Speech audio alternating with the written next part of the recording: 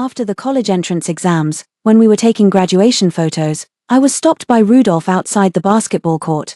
"Heather, you're the accomplice who turned my sister into a living dead. How dare you come to take our class graduation photo, if possible? I wish I'd never have to see you again in this lifetime." Watching Rudolph brush past me, I silently clenched the medical report in my hand. The doctor said there's a tumor growing in my brain, and I can no longer attend university. Rudolph will probably never know. His words became a prophecy. After this summer, he would never see me again. Hello, everyone. Welcome to my channel. Subscribe us to read wonderful novels every day. Now the story begins. Cicadas sang loudly, and summer was at its peak. I stood by the basketball court, secretly taking a graduation photo of myself with Rudolph on my phone. The photo was dappled with light and shadow. I opened my phone's memo app, using voice-to-text to record my thoughts. June 12, 2024. 10:00 a.m. I took graduation photos with Rudolph today. He didn't have his usual smile. His eyes held nothing but hatred for me. Suddenly, I couldn't remember why Rudolph hated me. Opening the last memo, I finally remembered those fragmented memories. A month ago, Rudolph's sister Kate and I went to KTV to relieve the stress of the college entrance exams. On our way home, we encountered some thugs. To protect me, she was stabbed in the heart by a shattered beer bottle and has been lying in the hospital unconscious ever since. The doctor said only a heart transplant could give her a slim chance of survival, otherwise, she would remain a living dead forever. Thinking of Rudolph's eyes filled with hatred, I knew there would forever be a scar between us. I turned off my phone and was about to leave when a basketball suddenly flew over, hitting me square in the back with a thud. Losing my balance, I fell to the ground, my knee slamming hard against the concrete, scraping off a patch of skin that quickly turned bloody. A few male classmates walked over, looking down at me from above. "Heather, how dare you show your face here after putting Rudolph's sister in the hospital? You being shameless is one thing, but dragging Kate into this. How could our school have such a vicious classmate? Get out now, or we'll beat you up every time we see you." After they left, I wiped the cement dust off my knees and elbows in disarray, then stood up to see the scorching sun overhead. The tall and wiry Rudolph cast a shadow over me. "Heather, stop putting on that pitiful act, it's disgusting. The one who really deserves pity is my sister." Biting back the pain, I explained to him again and again as usual. That day, it was Kate who asked me to call security. That's why I ran off. I never thought Kate would have an accident in just 1 minute. If I could, I'd trade my life to wake her up. "Fine, if you can wake her up, then I'll believe you." Rudolph fluttered his eyelashes slightly, his icy voice dripping with sarcasm. "Kate can only wake up after a heart transplant. Someone as cowardly as you, would you really be willing to give her your own heart?" With that, he turned and walked away. I watched his receding figure and softly replied, "Yes, I'm willing to let go." 2 years ago, the doctor told me there was a tumor growing in my brain. If it couldn't be controlled, I wouldn't make it to university. I took my medicine religiously and underwent every treatment, fighting desperately just to survive. But alas, things didn't go as I'd hoped. The tumor is growing, and my memory is deteriorating day by day. Since I can't change the outcome, let my heart continue beating somewhere else. After leaving school, I went straight to the Red Cross. "Hello. I'd like to sign a designated heart donation agreement." The staff member glanced at me. "Sorry, we don't accept donations from living people." I pulled out a crumpled medical report from my backpack. "I have malignant glioblastoma. My grandmother and mother both died from it. The doctors say I won't live past this summer, so I want my heart to keep beating to help my friend recover." The staff member reviewed my documents and then handed me the application form. "After filling out this application, you'll need a guardian to come and sign a document." I shook my head. "Both my parents have passed away, and besides, I'm already 18, I can be my own guardian." With that, I solemnly signed my name on the voluntary donation agreement, and wrote the name Kate in the beneficiary field for the heart. After I finished filling out the form, the staff member pointed to the blank space at the bottom. "You'll need to fill in the emergency contact section as well." After hesitating for a moment, I still wrote down Rudolph's name and his phone number. Rudolph wishes most for Kate to recover her health. When he learns this news later, he'll surely be overjoyed. After leaving the Red Cross, my phone alarm reminded me it was time for my part-time job at the milk tea shop. Walking along the road, I spotted my younger brother Ollie sitting on the steps of an internet cafe with several boys, smoking cigarettes. His youthful face bore dark circles that didn't match his age. My heart tightened, and I quickly walked over. "Ollie, it's Tuesday today. Why are you skipping class again? Do you plan to quit school?" Ollie saw me and stubbed out his cigarette. "What's the point of studying? Might as well make money playing games." I gripped his arm tightly. The college entrance exams are next year. How can you possibly get into university like this? Come on, let's go back to school with me. Ollie shook me off with an impatient scowl. Why can you work and earn money but I can't? Heather, I don't need you meddling, get lost. With that, he shoved me out and slammed the door shut behind me. I stumbled and nearly fell down the steps, left to watch through the glass door as Ollie sat back down at the computer with his headphones on. The internet cafe staff wouldn't let me in. I could only leave the gaming lounge, turning back every few steps as I walked. I opened my phone's notepad app once again. At 3 p.m. on my way to my part-time job, I discovered my younger brother had skipped class again. He was smoking and gaming at an internet cafe, indulging in every bad habit a high school student shouldn't have. Our parents passed away early, and now my brother spends all his time addicted to internet cafes. If I were to die, what would become of him if he remains this irresponsible? After finishing my notes, I arrived at the milk tea shop's entrance but suddenly felt lost. What was I here for again? I glanced at today's schedule and suddenly realized I was working a part-time shift here. Just as I was about to enter the store, the manager walked over. Heather, this is your 6th time being late. You're fired, here's your pay for this month. The manager finished speaking and placed 500 yuan in my hand. My face instantly turned pale. I'm sorry, manager. Please give me another chance. I really need this job. I must save money for my younger brother while I'm still healthy, so he won't have to worry about his education in the future. But the manager shook his head. I've given you many chances already. Go home. You should rest well after finishing your college entrance exams and prepare for university life. Dazed, I turned to head home when I saw Rudolph pushing a black mountain bike coming this way. The young man's tall figure shone brilliantly in the sunlight. I instinctively called out, Rudolph. When he saw me, Rudolph frowned in disgust, stopped his mountain bike, and entered the milk tea shop. 1 strawberry milk tea, less ice, less sugar, with sago and mochi. As Rudolph's order reached my ears, I suddenly remembered, this was Kate's favorite strawberry special in the past. Every Saturday, Rudolph would buy her a strawberry milk tea and bring it to the hospital room. And today happened to be Saturday. He was probably on his way to deliver milk tea to Kate at the hospital. The sound of the door opening echoed, and Rudolph emerged holding a cup of milk tea. I opened my mouth, my voice hoarse as I asked, Rudolph, can I go with you to see Kate? Rudolph paused mid-push of his bicycle. What right does a culprit like you have to see her? You'll meet Kate only over your dead body. Get lost. With that, Rudolph shoved me aside and rode off into the distance. Considering my physical condition, I silently followed after him. I knew that if I didn't find a chance to see Kate one more time, I would never see her again. Not long after I set out, the sky darkened as storm clouds loomed over the city. I looked up to see rain drizzling down from what had been a crystal clear sky, catching me completely off guard. Without an umbrella, I could only trudge forward through the puddles like a stray dog, while waiting at the bus stop.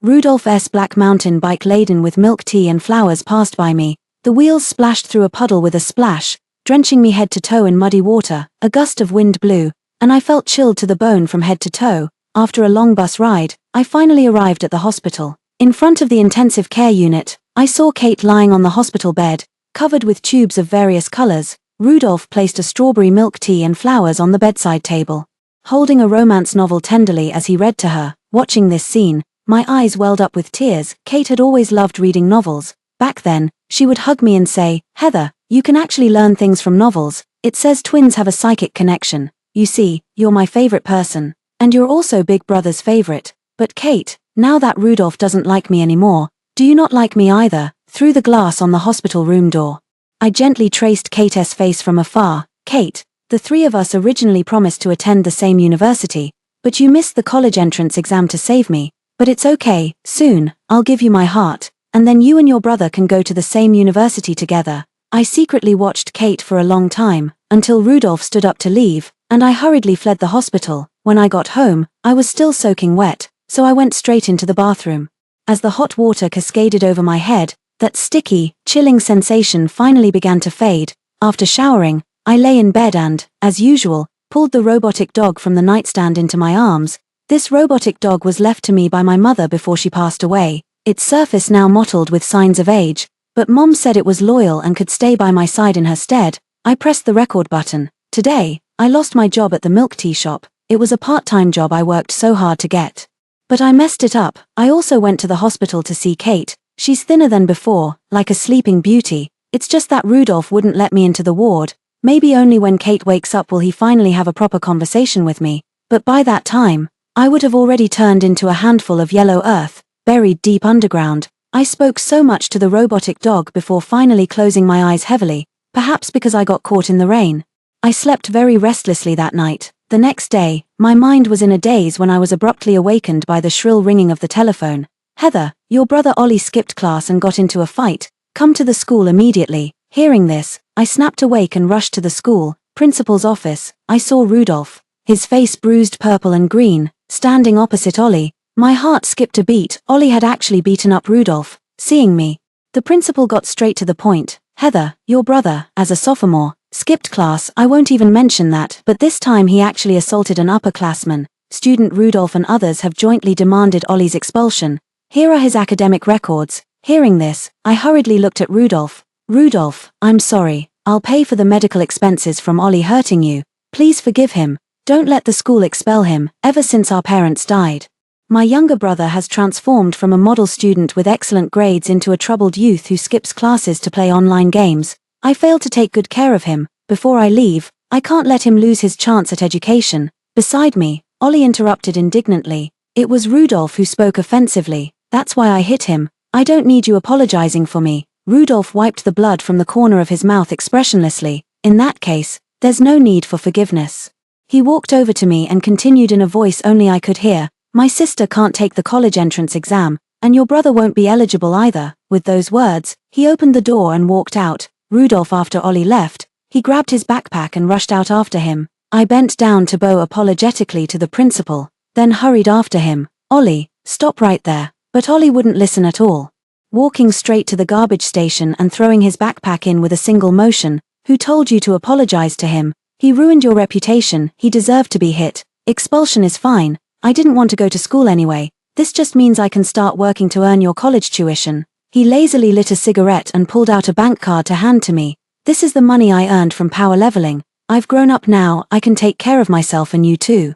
I looked at Ollie's wrist plaster and the dark circles under his eyes from staying up late gaming, feeling a pang of bitterness in my heart. Suddenly, a warm sensation flooded my nose as a drop of blood fell onto the bank card in my hand. Ollie froze. "What's wrong with you?" I wiped my nose. But the blood kept flowing more and more, seeing Ollie's lost and helpless expression. I felt utterly powerless too. "Ollie, I no longer have a future. If you don't want to go to school now, what will you do later? How am I supposed to explain this to Mom and Dad when I see them over there?" I tilted my head back to wipe away the nosebleed, only to find Rudolph standing under the ginkgo tree across from me, staring straight at me, who knows for how long. My heart skipped a beat, and I quickly turned my face away. By the time I wiped off the blood and looked up again, Rudolph had already turned and walked into the ginkgo-lined avenue without so much as a glance in my direction. Ollie, however, looked at me with great concern. "What's wrong with you? Did you get heat stroke from the weather?" I shook my head, momentarily at a loss for how to explain my condition clearly. Ollie seemed irritated. He threw his cigarette to the ground, crushed it underfoot, then waved and walked away. "If you're not feeling well, go home and rest. I'm going back to grinding for money." I wanted to call out to him, but he rode off on his bicycle and vanished in the blink of an eye. I sighed helplessly. "Ollie, what will you do alone from now on?" When I was 10 years old, my mother passed away from the torment of a glioblastoma. 2 years ago, my father also died unexpectedly in a car accident on his way to buy a birthday cake for my younger brother. Now, I'm about to die too. I picked up Ollie's backpack from the trash station, carefully brushed off the stains, and went home. My stomach growled with emptiness, and my head felt dizzy. Only then did I realize I hadn't eaten anything since morning. I cooked a bowl of glutinous rice balls and brought it to the living room. Gazing at my parents' portrait, I scooped one rice ball into my mouth. The sesame-filled glutinous rice ball burst open in my mouth, yet I couldn't taste a hint of sweetness. "Mom, you always said the sweetness of rice balls could suppress life's bitterness. But why can't I taste any sweetness at all? Little brother doesn't want to study anymore, and I'm about to die too. My life, it's all just a tangled mess." Tears fell one after another into my bowl, creating ripples across the surface. The wind outside the window lifted the curtains, brushing past my ear like a mother's hand gently caressing me. After finishing a bowl of tangyuan, I broke into a sweat. My groggy mind felt slightly better. After resting, I resumed my search for summer jobs. To make sure my younger brother has a better life in the future, I need to save more money. I walked down the long street, asking shop after shop, only to be rejected every time. It wasn't until 2 p.m., under the scorching sun, that I finally found a part-time job handing out flyers near my apartment complex. On the sweltering summer street, I wore a heavy bear mascot costume, weaving through the crowd to hand out flyers. The furry mascot costume was completely airtight. And after just a short while of wearing it, I was already drenched in sweat. A group of children came running towards me, jumping and dancing around me excitedly. "Look, it's a bear, I want it to play with me." The lead boy suddenly grabbed my bear tail and gave it a hard yank. I lost my balance, staggered backward, and fell flat on my butt, scattering the flyers in my hand all over the ground. The other kids swarmed in, some kicked my legs, others pummeled me with their fists. The chubbiest one even climbed onto my back, shouting, "Giddy up, riding the dumb bear." The weight on my body was crushing me, making it hard to breathe, and waves of throbbing pain pulsed through my head. Suddenly, a familiar voice reached my ears. "Stop it, she's not your plaything." As soon as the words fell, the weight on me abruptly lightened, and the group of children scattered in all directions.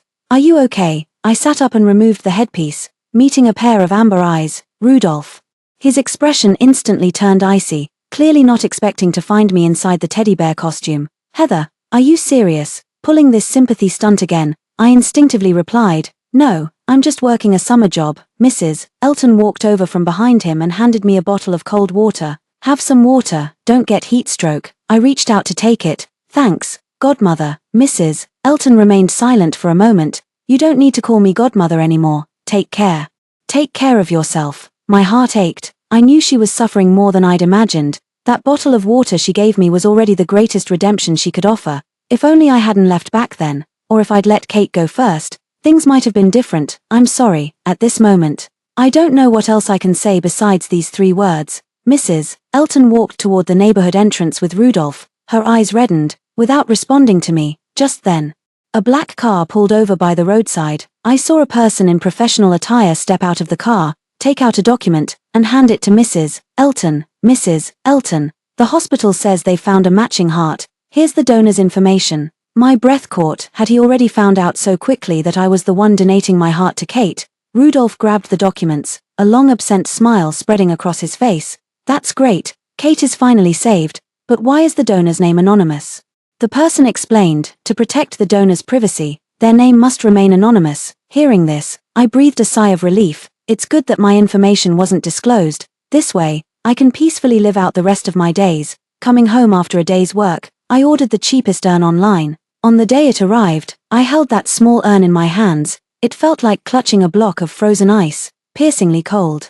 Suddenly I remembered how my father had held a similar box on the night of my mother's funeral, sitting before the morning hall until dawn. Later, when father passed, I too held his ashes in a box and sat through the night in that same hall. At the time, its weight felt like it would crush me entirely. But when my time comes, will my younger brother have the strength to bear this crushing weight? Thinking about Ollie, who was almost expelled after being accused of beating up Rudolph.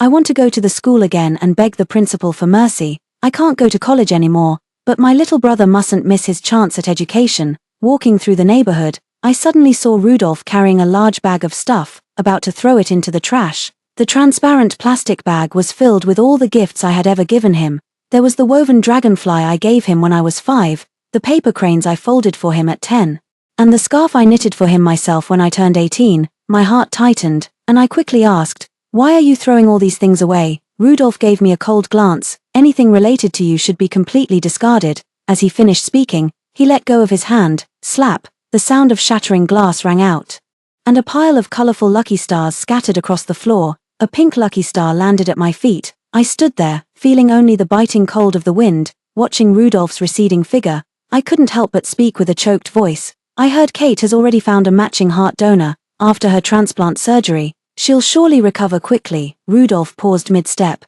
"But even if she recovers, our family will never forgive you." He tilted his head slightly, sunlight casting a shadow beneath his aquiline nose. "So in this lifetime, let's never meet again." I waited until Rudolph's figure disappeared into the stairwell before daring to respond. "Yeah, we really won't meet again." I carefully picked up everything from the trash can and took it all back. These were all our memories. He could throw them away, but I couldn't bear to. After putting everything back in place, I went to school, petitioning the principal to revoke the expulsion of Ollie. The principal said they need to discuss with Rudolph and others before giving me a response. Ollie is actually promising material. Even his homeroom teacher doesn't want to give up on him. Having a sensible older sister like you is his good fortune. Thank you, Principal. I bowed deeply to the principal before walking away with a sense of relief. The scorching sun blazed overhead, yet I felt an icy chill throughout my body, struggling to catch my breath. The tumor in my head seemed to be feasting on my brain again, the pain so intense that the world spun and twisted around me. I knew my condition had worsened. While still conscious, I quickly called the Red Cross's Dr. Ivan and had him take me to the hospital. Inside the hospital ward, Dr. Ivan looked at me with pity after discussing my condition with the attending physician. There's no medication left that can control your condition now. Hearing this, I smiled bitterly. I know. That's why I called you, my heart. You must protect it for me. Please. Dr. Ivan didn't respond, only hurriedly left the ward. I've actually always known that he's a very good doctor. After Dr. Ivan left, I found a flyer on the bedside table. Clear Sky Television is filming a documentary about death featuring end-of-life subjects, with a cash reward of 100,000 yuan for participants. Thinking about how much money this filming opportunity could bring, I immediately picked up my phone and dialed the contact number listed. 100,000 yuan is enough Ollie to graduate from university. That same day, the TV station sent me an electronic agreement. The documentary will officially begin filming next Monday, and your life will be recorded in its entirety thereafter. I clicked the link, submitted my ID information, and signed my name. Next Monday is the deadline for submitting college applications. But I haven't checked my scores or filled out any forms. After all, with my current pitiful physical condition, whether I apply or not doesn't matter anymore. What I never expected was that Rudolph would actually call me on his own initiative. Heather, why haven't you submitted your applications? I never would have thought Rudolph would ask me about filling out college applications. My hands trembled as I held the phone, feeling the urge to be bold for the first time. I said, because I'm dying. On the other end of the line, Rudolph remained silent for a long time. When he spoke again, his voice carried a bone-chilling coldness. Heather, if I'd known you were such a habitual liar, I think I might have preferred never knowing you. With that, he hung up the phone. I stared blankly at the phone screen as it dimmed from bright to dark, unable to snap out of my daze for a long time. In the end, I still couldn't tell the truth. Time flew by, and soon it was the day of the documentary shoot. I don't know if it's because I managed to raise the 100,000 yuan for my younger brother, leaving me without worries. These days, my body has been deteriorating rapidly. I often feel sleepy and increasingly exhausted. The staff from Clear Sky TV entered my hospital room early that morning. Watching the red light on the recording camera turn on, I adjusted my blue and white striped hospital gown. Simultaneously opening the memo app on my phone, I put on what I believed to be my most charming smile. Hello, my name is Heather, a senior student from Class 1, Grade 12 at City N High School. I'm sorry to meet you all under such circumstances, but before the documentary begins, allow me to selfishly take a moment to atone for the mistakes I once made. I didn't dare to look at the staff's astonished expressions, but I continued speaking nonetheless. Rudolph, I'm sorry to bid you farewell in this manner. By the time you see this documentary, I will already be dead. Though I don't know if you'll grieve for me, I must say it again, I'm sorry. On the day Kate had her accident, I didn't mean to abandon her. She told me to go find security for help. That's why I ran off. I never expected that by the time I brought people back, Kate had already been hurt. But if I could do it over, I wish I had been the one who stood in front of that group that day. Unfortunately, there are no second chances in this world. So I've decided to repay your family's kindness to me these years in another way. Mrs. Elton, after my death, my heart will be voluntarily donated to Kate. She'll wake up soon and regain her health. I also hope that after I die, all of you can let go of the past and not dislike my brother because you hate me. Finishing these words drained much of my strength, and the oxygen tube beneath my nose kept slipping off. The TV crew asked me to rest.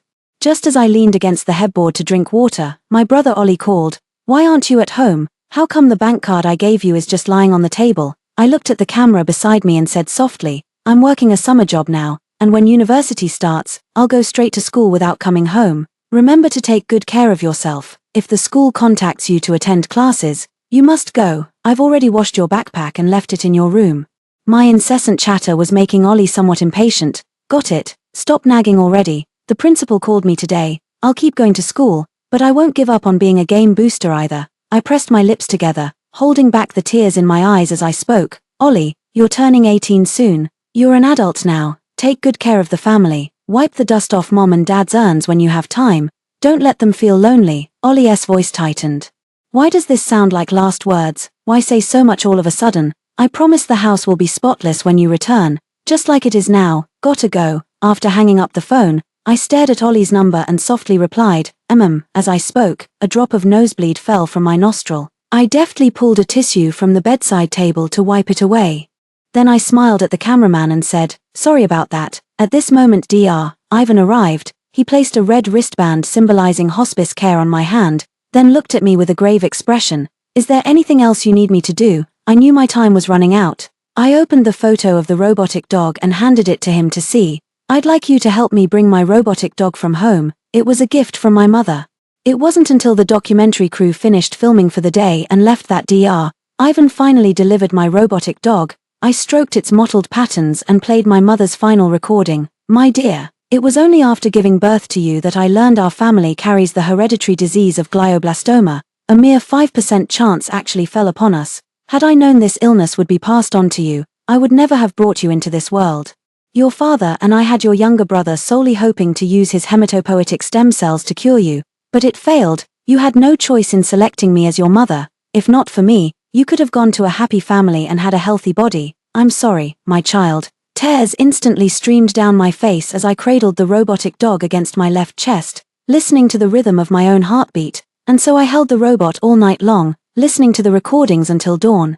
The rising sun painted the sky orange-red, its light filtering through the curtains like the final glow of sunset. I suddenly wanted to go out for a walk, to feel what might be my last taste of freedom, yet I could clearly sense my current physical state. Even getting out of bed would be quite difficult. In the following days, the documentary crew continued to arrive punctually to film my daily routines and inquire about the trajectory of my life. For the first time, I realized that my existence could be prolonged in such a way, but my memory is getting worse and worse, and I'm starting to forget I even have a younger brother. I'm also beginning to forget why I fell ill in the first place. I frequently flip through my notes, reciting them night after night, and it seems to be gradually having some effect. On the final day of filming the documentary, I suddenly felt as if my body had improved significantly, and my spirits lifted.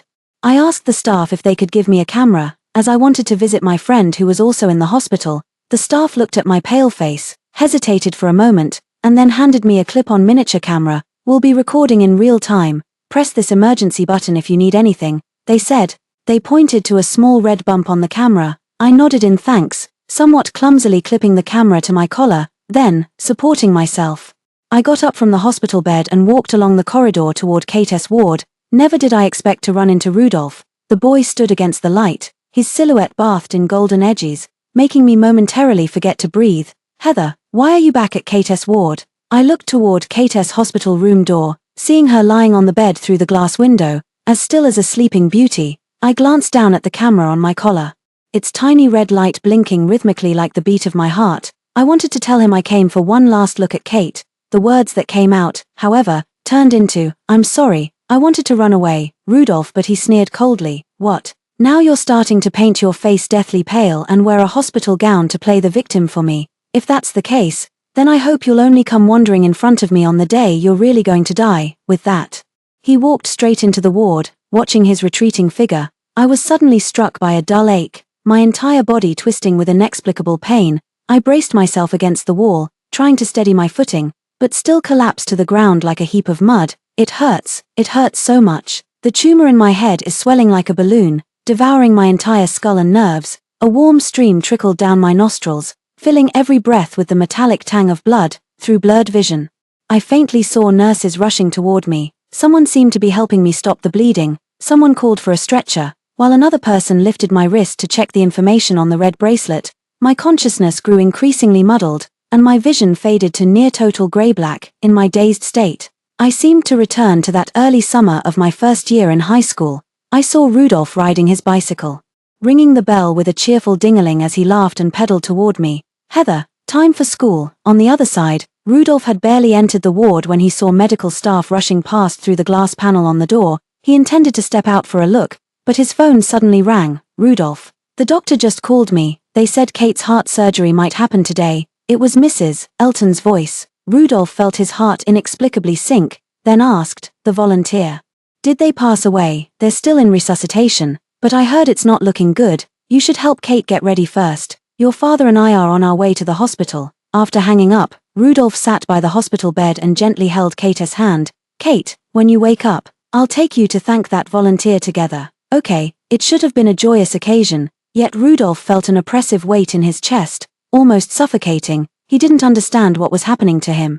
When suddenly Heather's figure flashed across his mind, remembering her concern for Kate, he still picked up his phone and sent her a message. Heather, Kate is scheduled for her heart transplant surgery today. Once successful, you won't need to keep up the act anymore. Let's each go our own way and live well. After sending the message, no reply came for a long time. Rudolph felt unsettled and, on impulse, clicked to delete the contact. Soon, Mrs. Elton and the others arrived. The cardiac surgeon just arrived at the ward, saying they needed to prepare Kate for surgery. The volunteer's brain tumor rescue failed. Since the donor is similar in age to the patient, the risk of heart rejection is very low. Please rest assured, family members. Rudolph and his parents watched as she was wheeled into the operating room, then waited anxiously in the long corridor outside. Even though the doctors had said the heart transplant had a high success rate, Rudolph still felt an inexplicable panic creeping in. He pressed his hand against his chest, praying incessantly. 6 hours later, the operating room lights went out, and the doors swung open as several doctors wheeled out 2 hospital beds. Rudolph immediately rushed over, just as one of the doctors spoke. The surgery was very successful. As long as there's no rejection after 2 days of observation in the ICU, we can transfer to a regular ward, another doctor sighed with regret. I heard the donor was this year's college entrance examinee. The girl passed away before even filling out her application forms. What a tragedy. Rudolph felt his heart drop upon hearing this. He quickly glanced toward the operating room and saw a pale hand slipping out from under the white sheet covering the hospital bed. As the bed was wheeled past them, a red wristband was still visible on the wrist. The name on it read, Heather. Rudolph's pupils suddenly contracted as he rushed over in panic.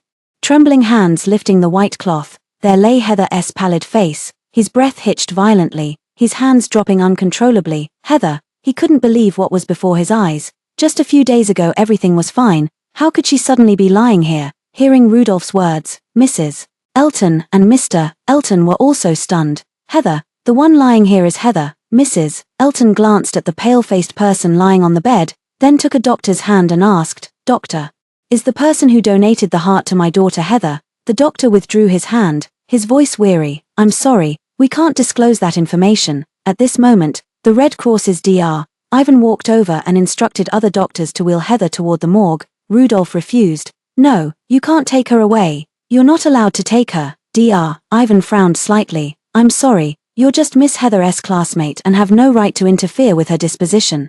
Watching Heather being pushed further and further away, Rudolph suddenly lost all his strength. Recalling all the past moments, his heart ached more and more. Heather, come back to me. But all that answered him was the sound of wheels growing ever more distant. Mrs. Elton watched the receding figure, her voice trembling. Is our goddaughter really gone? Mr. Elton gazed into the distance and let out a long sigh. Honey, we shouldn't have blamed her back then. Deep down, we all knew she wasn't at fault. It's just that at the time, they all needed an outlet for their frustration. And Heather unfortunately became that target. Heather was pushed away. Rudolph followed behind Dr. Ivan as they walked toward the morgue. Just as he was about to enter, he was surrounded by reporters from Clear Sky Television. Sir, may we ask what your relationship is with Miss Heather? Rudolph clenched his fists, his heart filled with bitterness. We are friends.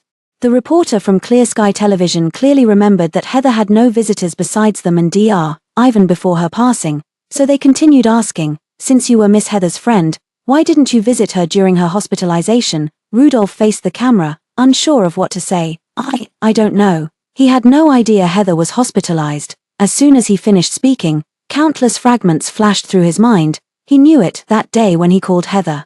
She said she was dying, yet he hadn't believed her at all. Just yesterday, Heather stood before Kate's hospital room. She was emaciated, her face devoid of color, such obvious signs of illness, and he actually failed to notice them. So at that time, Heather had already arranged to donate her heart to Kate.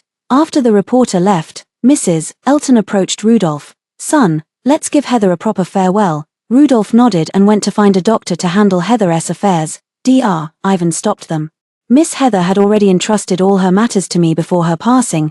There's no need for you to intervene. After speaking, he asked Rudolph and the others to leave first. There was no other way. Rudolph and Mrs. Elton had to return to Kate's ward first. Not long after they returned, the ward door was kicked open with a loud bang. Rudolph, get the hell out here. Rudolph looked at Ollie outside and stood up to head toward the door. As soon as he reached the door, He was punched in the face by Ollie. The excruciating pain made his head jerk to the side. This time, Rudolph didn't resist, letting Ollie land punch after punch on him. Mrs. Elton tried to intervene, but Rudolph spoke up directly. "Mom, let him hit me. I deserve this." Ollie didn't hold back his strength just because Rudolph said so. He struck wildly like a madman, blow after blow landing on Rudolph's body. "Give me back my sister. Give me back my sister." Medical staff quickly arrived on the scene. "Stop this immediately. This is a hospital, not a place for brawling." Ollie was held back by a nurse as he stared at Rudolph's blooded face. Tears fell one by one from his eyes. "Rudolph, I've lost my sister. She was so good to you. So good to you." Rudolph just stood there silently like a wooden stake, saying nothing. At that moment, Dr. Ivan took out a letter from his person and handed it to Ollie. "Ollie, this is Miss Heather's suicide note." Ollie wiped the tears from his face and carefully took the letter. "Ollie, I'm sorry, your sister lied to you. I wasn't working part-time, I've been staying at the hospital all along. Ollie, from now on your sister won't be able to take care of you anymore. You must study hard, go to school properly, and take good care of yourself. My urn is already prepared. When the time comes, place me with Mom and Dad. The three of us will become stars in the sky, watching over you together." Big Sister willingly gave her heart to Kate. "Don't hold resentment toward anyone. Big Sister had glioblastoma and couldn't survive, but as long as my heart keeps beating, she'll still be alive." Rudolph stood behind Ollie, watching with an increasingly heavy heart. This 832-word suicide note didn't contain a single word about herself. Ollie carefully put the letter away and looked at Rudolph. "Rudolph, you owe her for the rest of your life." After speaking, he followed Dr. Ivan to the morgue. Ollie stood aside, gazing at Heather's lifeless body, his heart feeling as if it were being repeatedly sliced by a blunt knife. "Sis, why were you so foolish? Couldn't you have told me you were sick? Why did you have to hide it from me?" Dr. Ivan let out a soft sigh as he stood nearby. "Your sister didn't want you to see her at her most vulnerable, nor did she want your studies to suffer from overwhelming grief for her." Hearing this, Ollie cried even louder. At the end of life, not even family is by her side. Doesn't that make her sad? The more he thought about it, the more agonized he became, until he finally hugged Heather's body and wept uncontrollably. "Sis, since their parents passed away, they had only had each other to rely on. With his sister gone, he had no family left in the world. Sis, how could you bear to leave me behind?" Heather didn't have a memorial photo yet. Ollie opened her photo album after regaining his composure. When he saw the secretly taken group photo in his sister's phone, his dislike for Rudolph grew even stronger. Before going to print the photos, he noticed Rudolph standing outside, giving instructions to Dr. Ivan. "Dr. Ivan, please don't let him in. I don't want him disturbing my sister's journey through the wheel of reincarnation."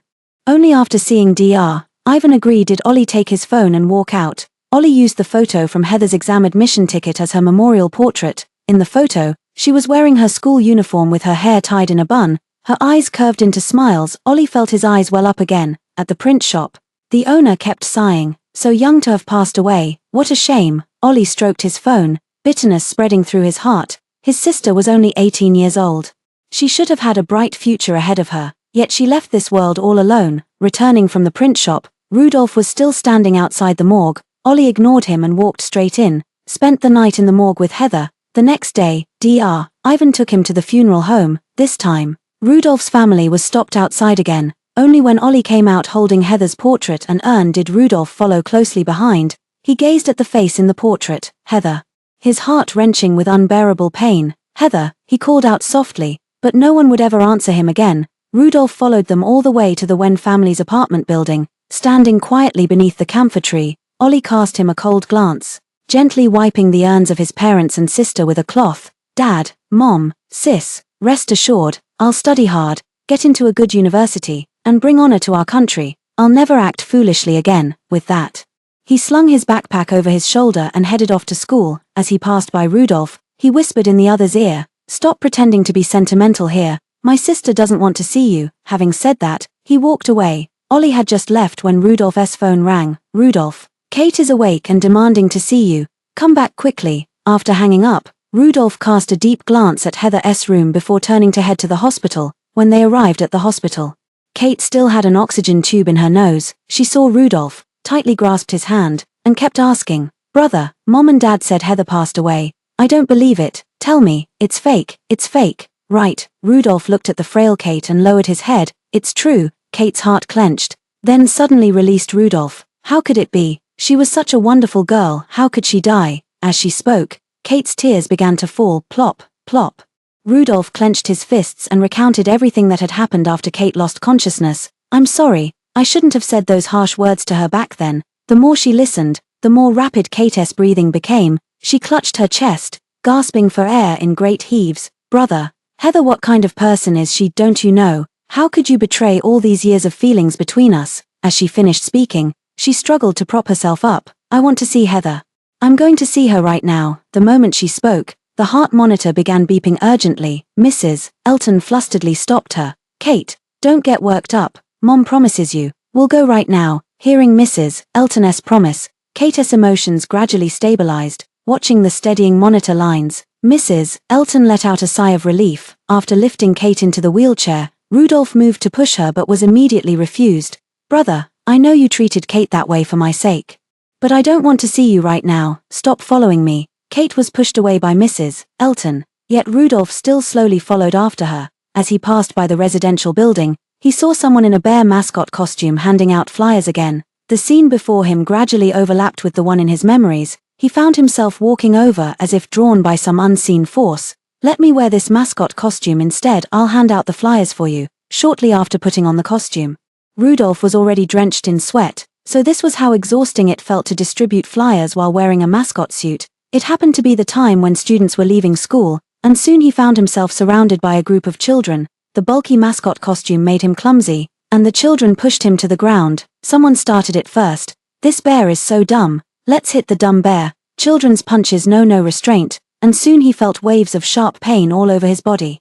Laughter erupted all around. Exactly. This little bear is even dumber than the one the other day. Let's all hit it. Yeah, it's not even fighting back. Let's keep hitting it. A parent nearby shouted, stop bullying the little bear. Come back here. Yet despite these words, no one actually came forward to pull the child away. Rudolph lay curled up on the ground, sweat mingling with his eyelashes. In his daze, he seemed to see Heather. Heather, have you come to save me? But what greeted Rudolph was still a relentless barrage of fists. He hugged his arms tightly, thinking of the original Heather. Heather, when they hit you back then, were you this helpless too? I saved you back then. Can't you appear and save me too? Ollie returned home from school and saw Kate and Mrs. Elton waiting at the door. What are you doing here? Mrs. Elton spoke first. Kate wanted to come pay her respects to Heather. Ollie clutched his backpack straps tightly. Pay respects. More like coming to laugh at us, isn't it? Mrs. Elton was about to speak again. Kate shook her head at her. She had Mrs. Elton push her in front of Ollie, gently holding his hand. Ollie, my heart is Heather's. I am your own sister. Ollie clenched his palm, his voice trembling slightly. But you're not her. Kate looked at the slightly trembling figure and sighed softly. From now on, I will be her. With that, Kate reached up and rubbed Ollie's ear, feeling the warmth on his ear tip. Ollie's mind exploded with a buzz. It was a gesture his sister used to do to him. In the sunset's glow, the figure before him gradually overlapped with Heather. Ollie sobbed and hugged Kate tightly. Thump, thump, thump. Kate's heartbeat pulsed relentlessly in his ears. Its bouncing motion was exactly the same as her sister's. Sister. This was truly his sister. His sister had returned. Kate whispered soothingly. Be good. Don't cry. I'll always be with you, carrying your sister's love with me. Ollie lay across her lap, sniffling softly as he murmured a faint amham. I'm sorry. I shouldn't have skipped school back then. Shouldn't have wasted time playing games online. I should have listened to you and studied properly. It's my fault. I was wrong. I just don't want you to work so hard. I'm sorry. Kate sighed softly, her voice growing even gentler. It's all right. I don't blame you, little sister, feeling the rhythmic pulse of a heartbeat near her ear. Ollie's breathing gradually slowed. I can treat you as my sister, but I won't let go of my grudge against Rudolph. Kate gently stroked Ollie's head. It's all right. You can do whatever you want. Whatever wishes your sister had left, I can fulfill them for her. Ollie, will you help me complete them? Ollie's voice was muffled. I can. Her elder sister once said that when she earned enough money, she would travel across every river and mountain of their homeland. But the world is so vast, and she left before she could truly see it. But it's all right. He could walk the remaining paths in her stead. The twilight dimmed slightly as a gentle breeze swept from afar, rustling the camphor trees nearby. A camphor leaf fell onto Ollie's shoulder, soothing his fractured heart. Ollie sent Kate to the hospital. Rudolph stood once more beneath the camphor tree, wearing that trampled bear costume. When they were children and the adults were often away from home, The three of them loved climbing from tree to reach each other's rooms. As they climbed, they grew up, and so did the tree, just as he reached the fork of the branches. Rudolph suddenly noticed some words carved above. He reached out and slowly traced them with his fingers. Time may age, but will never part. Rudolph, Kate, Heather. Those crooked characters burned like red-hot branding irons, searing deep into his heart. They'd once promised that as long as time endured, their friendship would never fade, but now the group had scattered, and the three letters spelling Heather had quietly cracked under the battering of wind and rain. Many things had unknowingly become settled long ago. Rudolph subconsciously reached out to touch those distorted three characters, but his fingertips hovered mid-air before abruptly withdrawing. Amidst the undulating cicada songs, he leaned against the tree gazing toward Heather's room. White curtains fluttered as moonlight spilled inside, revealing a table full of gifts. His eyes suddenly widened. These were all the things he had thrown into the trash that day.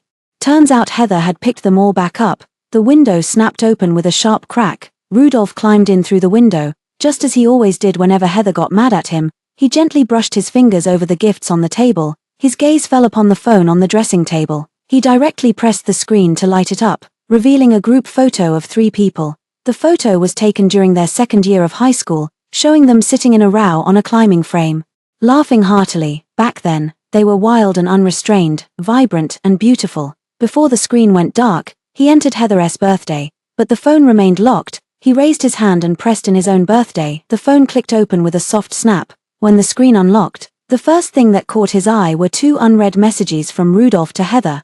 Heather, Kate is undergoing her heart transplant surgery today. Once it succeeds, you won't need to keep pretending anymore. We'll each go our separate ways and live our lives well. At this moment, Rudolph suddenly felt the phone in his palm grow unbearably heavy. He had actually sent such a message while she was fighting for her life in surgery. He truly deserved to die. After pulling Heather's friend back in, his trembling hands opened the photo album. The first thing that caught his eye was Heather's face, or more precisely, a group photo. In the picture, Heather's face occupied only a small corner, while the rest of the space was filled with all the students of Class 1, Grade 12. Back then, he had refused to let Heather take the graduation photo, yet she had found a way to include herself in the class memento like this. At this moment, Rudolph reached the peak of regret in his heart. Heather, I'm sorry, if only I hadn't driven you away back then. But there's no cure for regret in this world. No amount of remorse could change anything. The second thing he opened was his phone's memo app. On the first page lay traces of what she had left before her death. The memo is dated July 29, 2024. Today I will undergo surgery to give Kate my heart, and my life will end today. After I give my heart to Kate, Rudolph won't hate me anymore, right? July 28, 2024. I met Rudolph today. At first I thought it was a hallucination, but it was really him. He never wanted to see me in the first place. I wanted to leave, but I couldn't remember the way back. Rudolph said I was pretending to have dementia, that I was playing the victim, and told me to only show myself to him when I'm about to die. But I'm already dying. Still, being able to see him in my final moments makes me feel like I can die without regrets. July 25, 2024. Today, I was admitted to the hospital by Dr. Ivan. He said I only have a few days left, though honestly I already knew without him telling me. No one understands the state of their own health better than themselves. Truthfully, I'm not afraid of death, I just can't bear to let go. I want to see my younger brother get into university. I want to see Rudolph smile at me again. And I still want Kate to wake up. Haha, am I asking for too much? I saw a flyer from Clear Sky TV on my nightstand. They're planning to film a documentary about death. I signed up. If no family is with me at life's end, having them there wouldn't be a bad deal. As he watched, Rudolph, tears streamed down his face more and more. Just as he was about to continue scrolling, a link suddenly popped up on his phone. The premiere of the large-scale documentary The Endpoint, hosted by Clear Sky Television, is now available for viewing. Rudolph took a deep breath and, with trembling hands, opened the streaming app. The scene opens with Heather's monologue. Hello everyone, my name is Heather, a senior student from Class 1, Grade 12 at City N High School. I'm sorry to meet you all in this way. My death was inevitable. Like my grandmother and mother before me, I developed glioblastoma. Kate, by the time this program airs, you should have woken up, right? I really want to go back to the days when we were kids, riding our bikes and running wild through the streets. It's just a shame we can't go back anymore. Please carry my dreams with you and live well. In the next life, let's still be best friends. Heather said so many things, all jumbled and fragmented, but even through the screen, Rudolph could feel an overwhelming sense of oppression. Heather gradually trailed off after finishing her long speech. She looked utterly exhausted, as if she might collapse at any moment. Seeing her fatigue, the director fitted her with a chest-mounted camera, and as the lens moved, Rudolph saw his own pixelated image. The words he had spoken back then now sounded like a boomerang, stabbing him repeatedly with excruciating pain. Heather returned with the nurse's assistants and sat in the ward all night. On the third day, she was wheeled straight into the operating room. Only when a piece of ice was shoved into her mouth did her lifeless eyes finally glimmer with faint, fragmented starlight. The incandescent light flicked on with a sharp snap. Only the beeping of the monitor and the clinking of surgical blades remained in the surroundings. Beep, a prolonged electronic tone sounded as the monitor beside them suddenly flatlined. Heather lay covered in green sterile drapes as the surgeon made the first incision into her chest. Blood spilled out. Rudolph's heart seemed to be slit open along with it. Rudolph's grip tightened, his eyes instantly turning red. His heartbeat seemed to cease at this very moment. As he prepared to turn off his phone, the camera pulled further away, and the narration began. Heather's life truly ends here. Let's look forward to the end part 2. Meanwhile, a mechanical heart was wheeled into the operating room. Rudolph's chest tightened abruptly. A mechanical heart? Is this meant for Heather? Heather, is she still alive? Did she not die? Rudolph kept searching for the end part 2, but he scoured the entire internet without finding any news about the sequel. Overwhelmingly, all that came flooding in was a torrent of curses directed at him. Production team, remove the mosaic from this guy's face so we can avoid this scumbag. Seriously, Heather is so nice, yet he still said such cruel things to her. What kind of person does that? People like him deserve to be doxxed. Why bother blurring his face? Exactly, Kate's injury was just an accident. Why blame Heather, who's also a victim? Do you think Heather is dead? If the production team says so, they probably didn't die, right? Otherwise, wouldn't there be a wave of criticism when it airs in summer? But the monitor showed a flat line. That's just for dramatic effect. Typical TV station antics. Rudolph slowly scrolled through the comments. Seeing those waves of criticism and speculation about Heather being alive made him feel slightly better. Yes, he truly was a scumbag. Though he knew Kate's accident wasn't Heather's fault, he still lashed out at her with those cruel words. Now looking back, every word he'd said to Heather had become a knife stabbing into his own heart. His hands trembling, he took out his phone and flipped to the photo album. Heather, look, this is your exam admission ticket. I've already signed you up for the same university as me. We can still go to school together in the future. I was just really angry at the time. What I said was a bit harsh, but how could you believe all of it? If I really hated you, if I truly despised you, why would I help you apply to the same university as me? Rudolph took a deep breath and stroked Heather's photo. When you're better, let's go to university together. Okay, his Heather couldn't possibly be dead, she just didn't want to see him, so she hid herself away. Rudolph, with this thought, he wiped away his tears and prepared to descend, yet recalling the words he'd heard that day, and the urn Ollie had carried back from the funeral home, he hesitated again. That day, he had heard the doctor's words with perfect clarity. The volunteer's brain tumor resuscitation failed. How is it still alive now? With this thought, Rudolph called the production team. Hello, I'd like to ask whether Heather is alive or dead. When he asked this question, Rudolph had a heavy tremor in his voice. He was terrified, afraid that Heather might truly be dead. But what if she was still alive? There wasn't the slightest pause on the other end of the line. Sir, please stay tuned for the next episode of our show, The End. Rudolph clenched his phone tightly. When is the next episode coming out? The voice on the other end replied, this time next year. Hearing this answer, Rudolph felt his heart sink with a thud. Next year? Can't you tell me now? I'm sorry, sir. There's nothing I can do about it. After hanging up the phone, Rudolph walked downstairs. Heather's urn was down there, and he wanted to see it, with the preview of the end. He simply couldn't believe Heather was really gone like that. In the Wen family's living room, 3 portrait photographs of the deceased and 3 urns were placed. Heather's father, mother, and Heather herself. Rudolph walked over and gently touched the pink urn, his heart aching so much he could barely breathe.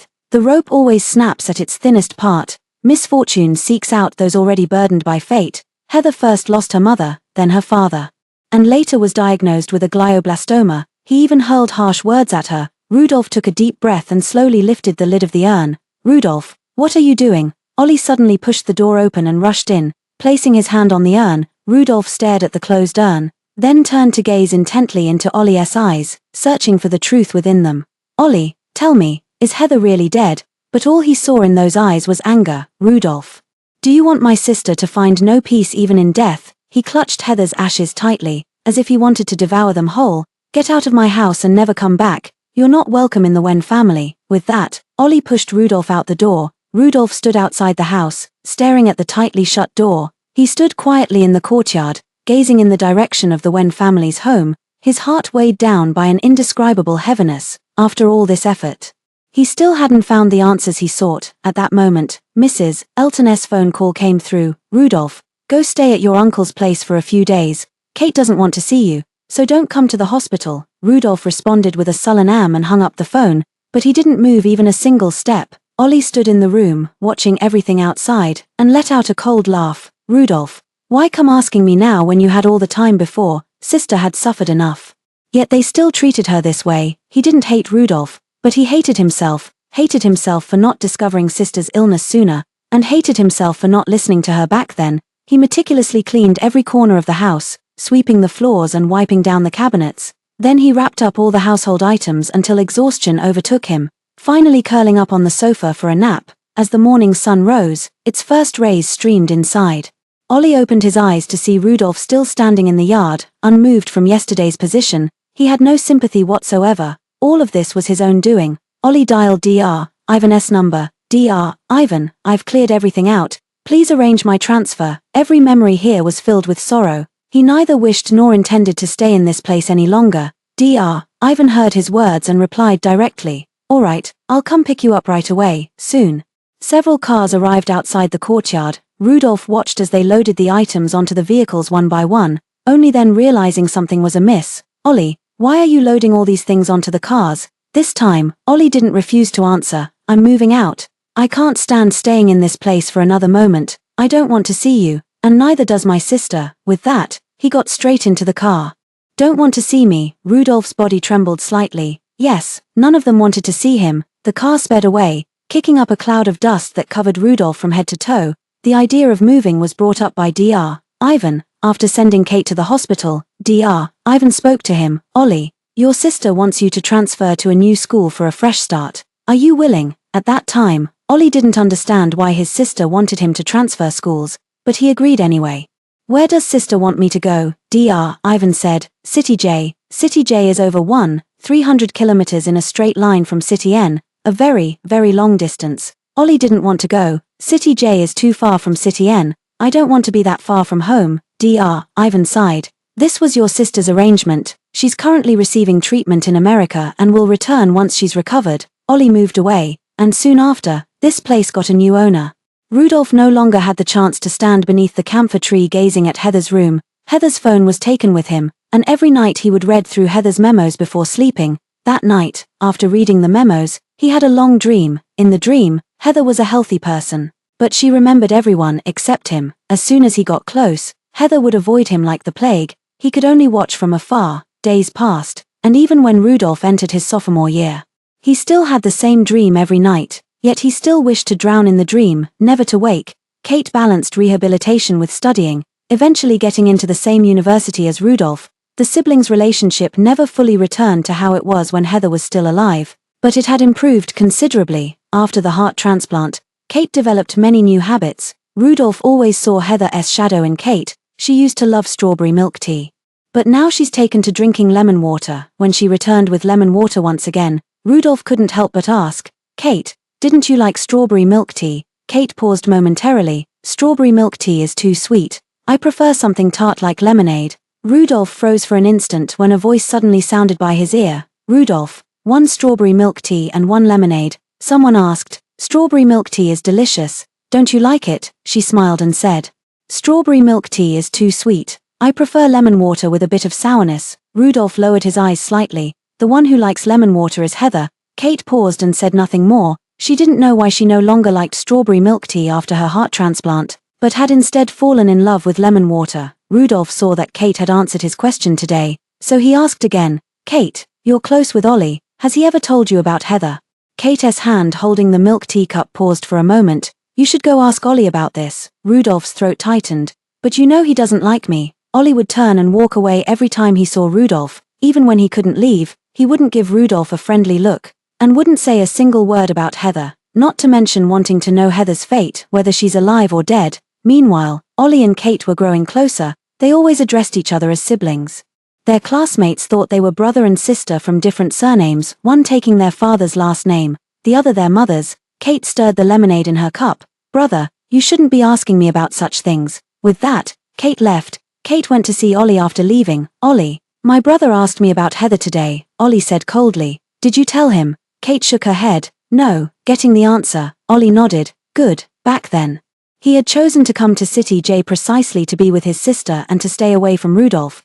But in the end, they still ended up at the same university. It was fate and also by design, but he just didn't want to let Rudolph off easy. The more miserable Rudolph was, the happier he became. But my brother will find out soon. Kate looked at the notice in her hand and said to him, tomorrow, Heather will be back, right? Ollie shook his head. No, she's already here. As soon as he finished speaking, the slender figure walked over and hugged Kate. Kate, long time no see. Kate felt the warmth beside her, her entire body trembling slightly. Heather, I've missed you so much. She had known through Ollie long ago that Heather was still alive, and she had been receiving treatment in the United States as a drug trial participant. She and Ollie wanted to go see, but before the trial succeeded, they simply couldn't enter the testing facility. They could only video call once a month, this time.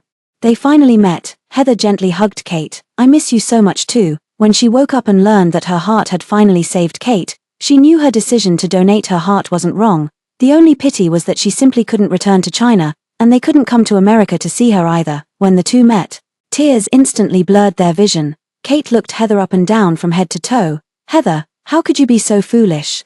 If you hadn't replaced your mechanical heart back then, you would have really died. Heather shook her head. I already said in the end that giving you my heart was my own choice. And you see, now both of us are alive and well, that's the best possible outcome. Meanwhile, Rudolph sat in his dorm room and opened the program under the end. The video preview began playing. Rudolph, I'm sorry to say goodbye to you this way. By the time you see this documentary, I'll already be dead. Heather's voice trembled, each word piercing straight into Rudolph's heart. A year later, hearing these words again, Rudolph's eyes still reddened uncontrollably. The preview ended, and the documentary officially began. A mechanical heart was carefully placed into Heather's chest by the doctor. When the green line on the monitor flickered again, Rudolph finally let out a sigh of relief. I knew it, I just knew you wouldn't die. The scene shifts. Heather is wheeled out of the operating room. The cameraman turns the lens to the director. You guessed it right, Heather isn't dead. America has developed a new drug for glioblastoma. Heather herself wanted to try living differently. When we filmed the documentary later, we discussed the mechanical heart with her. Heather said the moment doctors declared her dead, she entrusted everything afterwards to our production team's arrangements. Later we unanimously decided that the program would fund her mechanical heart and send her to America for drug trials, gambling everything on whether she'd live or die. Life, this heart transplant will save 2 people. Death, her friend will live on in her place. As the director finished speaking, Heather was put on a plane bound for America. In the U.S., she underwent various treatments and endured countless life or death rescues. In the end, she finally conquered her illness and survived. The documentary ended. Rudolph's heart, which had been tense for a year, finally relaxed. It's great that you're still alive, but why haven't you contacted me all this time? Turning off his phone, Rudolph called Mrs. Elton. Mom, Heather isn't dead. She just went to the U.S. for treatment. Mom, I want to go find her. A year of longing, and when he learned that Heather was still alive, Rudolph's heart had already flown to America. He wanted to go find her. Even if Heather didn't want to see him, he would still bring her back. Mrs. Elton heard Rudolph's words, and her heart grew excited as well. All right, go find her, bring her back quickly. After hanging up the phone, Rudolph was about to book a ticket when he received an exchange student list on his phone. The name ranked third on that list was none other than Heather. Gazing at those 3 long-cherished characters, his heart soared once more. Heather. Is it the one I'm thinking of? At this thought, he immediately bolted toward the academic advisor's office. Before even entering, he spotted the girl standing in the hallway, the very person who'd occupied his thoughts day and night. Heather. Heather saw Rudolph and flashed him a bright smile. Rudolph, I'm back, you. Before she could finish speaking, she was already enveloped in Rudolph's warm embrace. Heather, I've never hated you all these years.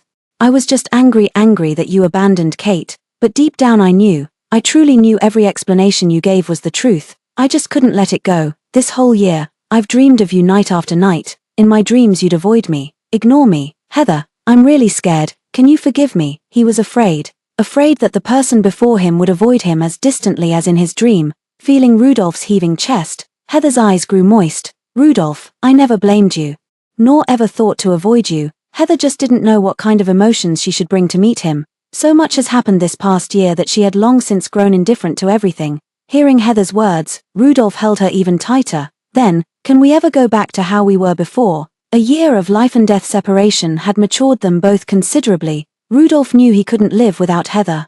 It was the trailer of that documentary that had kept him from going mad in the first place. Heather shook her head gently. Rudolph, we can't go back. Heather clearly understood her feelings for him, yet she didn't dare take another step forward. Loving someone was too painful. She feared her mechanical heart couldn't bear the weight. As she spoke, Heather pulled away from Rudolph's embrace and placed his hand on her wrist. I'm just a living dead now. Who knows when I might never wake up again. As soon as he touched Heather's skin, Rudolph instinctively held his breath. Why don't you have a pulse? It was completely still there, no rise and fall, no rhythm. Heather gently withdrew her hand. I have a mechanical heart. When the device stops working one day, I'll disappear. As soon as the words were spoken, Rudolph's mind buzzed as if struck by something. How could this be? At this moment, Kate and Ollie approached from a distance. Sis, have you completed the enrollment procedures? Ollie pushed past Rudolph and stood beside Heather. Heather nodded. All done, let's go. With that, she walked past Rudolph. Rudolph wanted to follow, but was directly blocked by Ollie. What are you still following for? He just couldn't stand Rudolph, who showed no sense of responsibility at all. His sister had explained countless times that she didn't intentionally abandon Kate, yet he still blamed her. Such people deserve to suffer a bit. Rudolph gave a bitter laugh. I don't want to do anything. I just regret staying by your sister's side. Ollie scoffed coldly. My sister has me. She doesn't need your company. Kate spoke up at this moment. Brother, Heather has already returned. If you still want to be with Heather, show your sincerity, instead of clinging to her like a creep. In the evening, Mr. Elton and Mrs. Elton learned that Heather had returned and asked Kate to call her over. Heather, if you don't want to go, I can help you decline. Heather shook her head. It's all right. I'll go. What happened back then wasn't anyone's fault. Besides, Mr. Elton and Mrs. Elton have genuinely taken care of her all these years. Moreover, Ollie was living alone in City J, and Mr. Elton and Mrs. Elton had helped him a great deal. Now that she was back, it was only right to meet. Heather arrived to find Mrs. Elton had already prepared a lavish dinner. As she saw Heather approach, her eyes were filled with deep apology. Heather, you've suffered so much this year. If it weren't for you, my Kate might have already. Will you still acknowledge me as your godmother? Heather grasped Mrs. Elton's hand. Everything is in the past now. We must look forward. Initially, Mrs. Elton blaming and resenting her was only human nature, and she didn't hold it against them. Even she herself had blamed herself at first. She was ill and didn't have long to live. If she could exchange places with Kate, it would be a good thing. Mrs. Elton held Heather's hand, her eyes dim with emotion. Yes. It's all over now. It's time to move forward. After finishing the meal, Heather returned to Ollie's rented small house. She looked at her parents' ashes, gently wiping them with a cloth. Mom, Dad, your daughter is back. I've missed you both so much this past year. I participated in a new drug trial for glioblastoma in the U.S., and my illness was cured. You must have been watching over me from above, right? They all said joining the drug trial was a life or death gamble.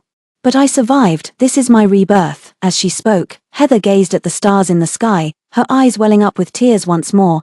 I used to worry constantly that my younger brother wouldn't get into college, but now it seems all my fears were unnecessary. He's always been such a sensible boy. Our lives will surely get better and better from now on. As she was speaking, Ollie walked over. Sis, I was too foolish back then, but I just didn't want you to work so hard. At that time, Heather spent every day either studying or working part-time. He didn't want his sister to be so exhausted. That's why he wanted to earn money himself. The only thing he knew was gaming, so he skipped classes to go to internet cafes. Heather gently pinched Ollie's ear. It was your sister who didn't understand you. Now I know our Ollie has always been the most amazing. As soon as she finished speaking, Ollie's ears suddenly turned red. On the third day, the school held an exchange student welcoming ceremony. Heather went to school early in the morning. After the principal finished speaking, Heather and the group of exchange students stood on the stage. After the self-introductions were done, the welcoming performance began on stage.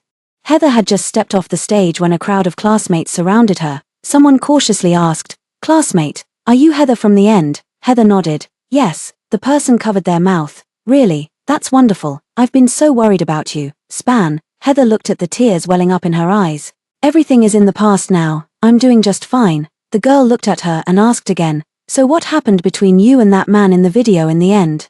Heather hadn't spoken yet when Rudolph walked over from the side. I'm pursuing her. Hearing this, The girl's eyes widened in surprise. I knew it, you didn't really mean those harsh words. Rudolph hadn't expected her to say that, especially since the internet was flooded with criticism against him after the video was released. Why do you think I didn't mean those harsh words? The girl's voice carried a hint of joy, because I've also experienced something similar to what you're going through.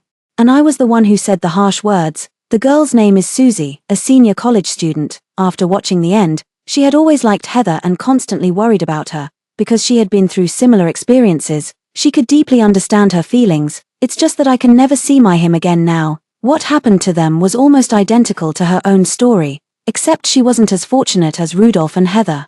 Her lover died the day after she said those cruel words to him. Susie looked at Rudolph. You still have a chance. Don't give up. Rudolph relaxed his brows slightly. I will. He never expected that while the entire internet was telling him to let Heather go, someone would actually support him. The performance ended. Heather and Rudolph had just stepped out of the grand hall when they encountered reporters from Sunny Sky Television.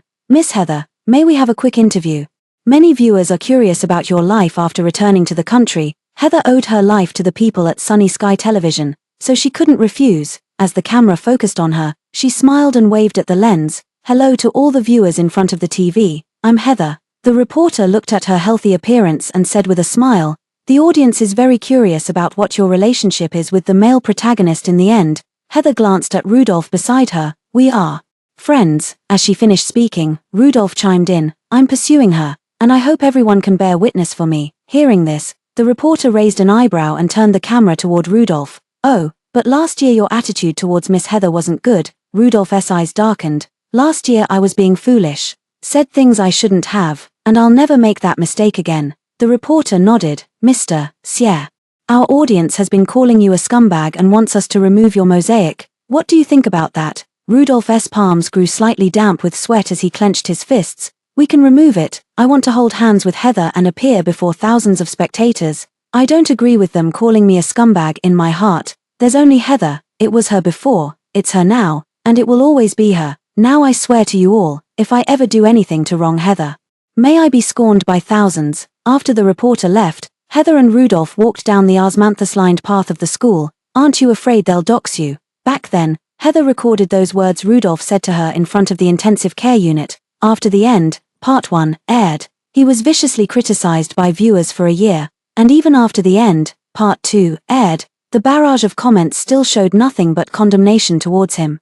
Many people have been clamoring for the production team to remove Rudolph the mosaic from his face, wanting to dox him. Rudolph smiled bitterly. Actually, I've already been doxed. Back then, some people found me and said I wronged you. Thinking back to everything that happened, Rudolph looked into Heather's eyes. But I think none of this matters more than you coming back, than you being by my side, at that time, to deal with those people who kept coming to their door. The Elton family spent a great deal of effort. In the end, they moved to City J before things gradually got better. He wasn't afraid before, and now that Heather is back, he's even less afraid. This interview was broadcast very quickly. The barrage of comments was still full of hostility, but amidst the content, Heather actually found some supporting Rudolph. What amused Heather the most was that the mosaic on Rudolph's face was gone, but there were 2 extra words on his face. Remove. The comments were flooded with remove bro. Ha ha ha ha. Who's the editor for this variety show? The remove words on his face are hilarious. Remove bro. You can remove it. I want to hold hands with Heather in front of thousands of viewers. This brother cutoff really has no shame. His words give me the same vibe as I just made the mistake all men make. Exactly. Girl, don't forgive him. A man's words are a devil's lies. Want to chase after Heather? Did we agree to that? Back when she was nearly dying, she still thought of you and donated her heart to your sister. How did you treat her? Shameless. Ha ha ha. Looking at it now, brother cutoff isn't that bad, just too sharp-tongued. But seeing his regret put my mind at ease. Reading these comments, Heather burst out laughing. They call you Mr. Filter. What do you think about that? Rudolph shrugged indifferently. Call me whatever you want means call me whatever you want, as long as you're by my side. I don't care what you call me, I just hope you can give me a chance. Rudolph doesn't care what others think of him, he only cares about Heather. Saying this in front of the entire nation is also meant to have everyone bear witness. Heather looked into his eyes, and her heart ached. Rudolph, we should look ahead. This morning's class was programming. Heather had just sat down with Rudolph. Just then, they heard the surrounding classmates talking. I heard we're getting a new programming teacher, specially hired from the US. I wonder if they'll be easy to get along with. Really? Who told you that? What about our old teacher, retired? That's the latest news I just got." As the words fell, the school bell rang, footsteps sounded outside the door, and a tall figure came to a stop at the entrance. "Coming, coming." Everyone stared at the doorway, holding their breath. Heather had never interacted with the previous teacher, so she wasn't particularly concerned about who the new teacher might be. Yet when the new teacher pushed the door open and spoke to her with a faint smile, she still froze for a moment. "Hello everyone, I'm Dave, your programming teacher from now on." Noticing Heather's unusual reaction, Rudolph asked, "What's wrong?" Heather shook her head. "It's nothing. I just didn't expect to see Dave here." Heather, after going to the United States, Dave was specifically responsible for the maintenance of the mechanical heart. He and Heather were about the same age, and as they interacted more, the two became familiar with each other. At that time, Dave said, "Heather, you are truly outstanding. I've already fallen in love with you. When you recover, I want you to marry me." Dave's emotions were so sincere and intense that they caught her off guard. "Dave, you know, I no longer have any thoughts about love." Her heart first stirred for Rudolph, and ended with Rudolph. Now she just wants to live out the rest of her life in peace. Dave had watched that variety show and knew everything about Heather. He looked down upon Rudolph, believing that with just a little more effort on his part, Heather would forget Rudolph and choose him instead. "Are you talking about Rudolph's mom? But even when you're this sick, he hasn't come to see you once. He doesn't deserve your love." Later, Dave continued to treat her just as before, without any change. No matter how Heather refused, it was useless. On the day she returned to her home country, Dave still went to see her off. "Heather, you go first. I'll come find you once I've sorted things out here." At the time, Heather thought Dave was just joking, never expecting he was actually serious. After the class ended, Heather waited until all the other students had left before approaching Dave. "Dave, what brings you here?" Dave smirked at her. "I came for you." As he spoke, he also shot a glance at Rudolph. "Heather, I've come to your homeland. Won't you treat me to a meal?" Dave had come from afar, so Heather took him to the nearest Western restaurant. Inside the restaurant, the melodious sound of a violin filled the air. Heather, however, found herself surrounded by an unspoken tension. Rudolph, unwilling to let the two of them be alone together, had followed along.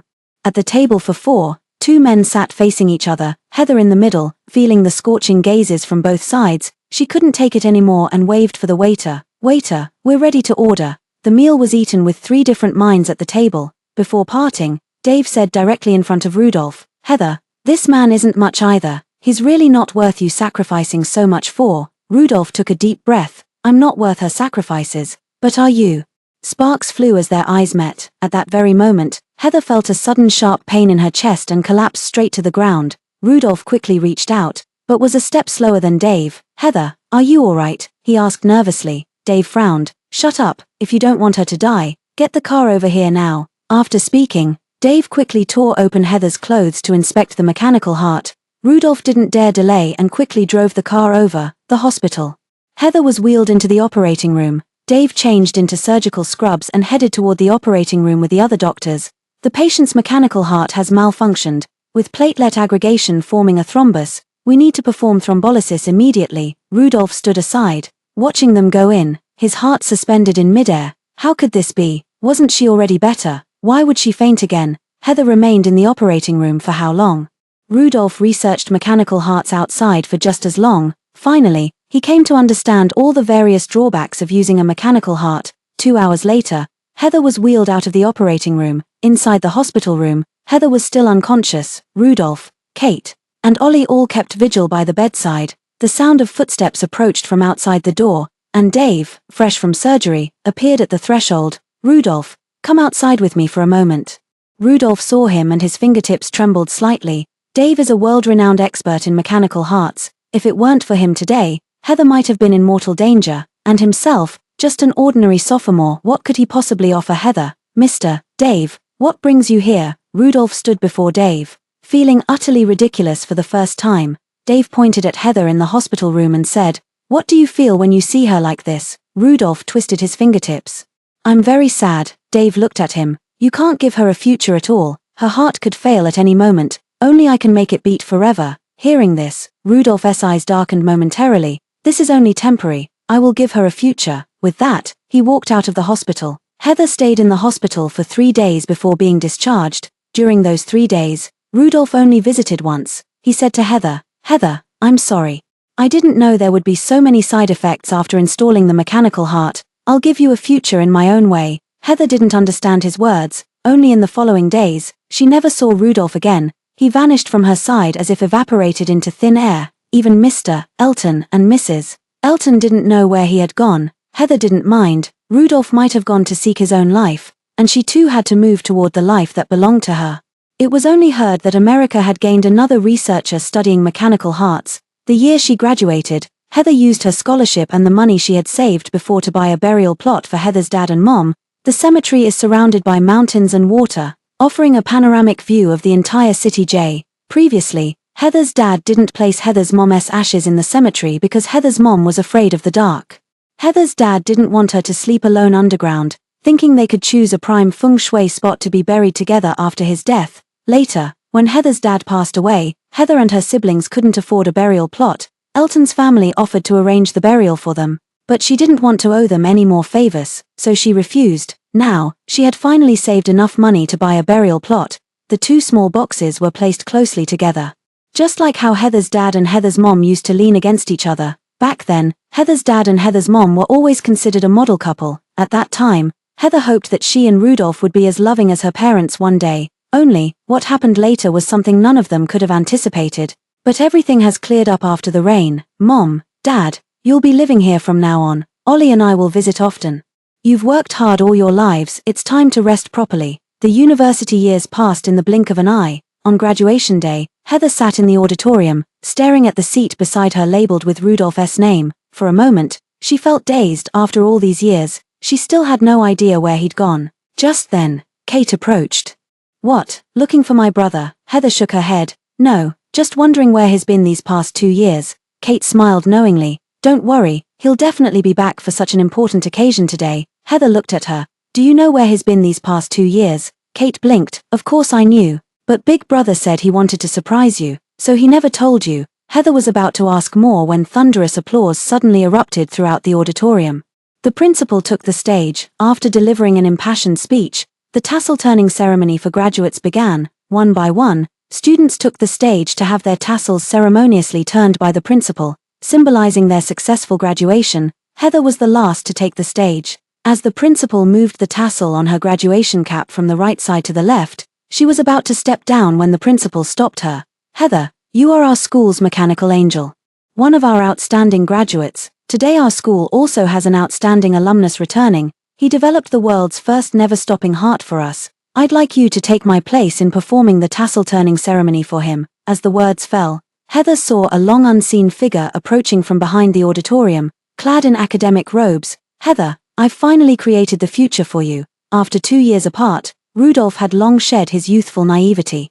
Now carrying the composure forged by time, gazing at the man before her and the mechanical heart displayed on the large screen, Heather felt momentarily dazed. She reached out to adjust the tassel for him. After completing the ritual, Rudolph continued speaking. Heather, during these 2 years apart, I personally developed this mechanical heart for you. As long as the sun doesn't set, this heart will never stop beating. This is my promise for your future. As the words fell, warm applause erupted from the audience. After completing the tassel-turning ceremony, Heather was about to leave when Rudolph spoke. Heather, I have one more surprise for you. With that said, he took Heather by the hand and headed toward the playground. Upon arriving at the playground, she saw a massive banner. City No. 1 High School Class 1, Grade 12, Graduation Photo 2024. The people holding the banner looked slightly different from the senior classmates she remembered. But upon closer inspection, she realized she knew every single one of them. They were all waving at her, dressed in their senior high school uniforms. Heather, hurry up, you're the only one missing. Gazing at those familiar faces before her, she felt as if she'd been transported back to that summer of 2024. Lost in thought, Rudolph dressed her in the school uniform and pulled her along. Everyone's waiting. Let's hurry up and take the photo. The morning sun hung high, and cicadas began their chorus once more. After 4 years, Heather finally took a genuine high school graduation photo. She stood amidst her Class 1, Grade 12 classmates, tightly encircled at the center, receiving uniquely special treatment. After the graduation photo was taken, Heather and Rudolph lay on the vast lawn gazing at the sky. As the scent of fresh grass drifted into their noses, Rudolph suddenly spoke. Heather, can we renew our vow from back then? Heather turned to look at him. Depends on your performance. With that, she got up and ran into the distance. At 15, Heather once said, Rudolph, after the college entrance exams, I'll be your girlfriend. At 15, Rudolph once said, Heather, after university, I'll marry you. But they didn't end up together after the exams. And now that university is over, their story is just beginning. Under the summer sun, Rudolph closely followed Heather's footsteps as he chased after her, among 1,000 possible futures. The only one he desired was with her. The end.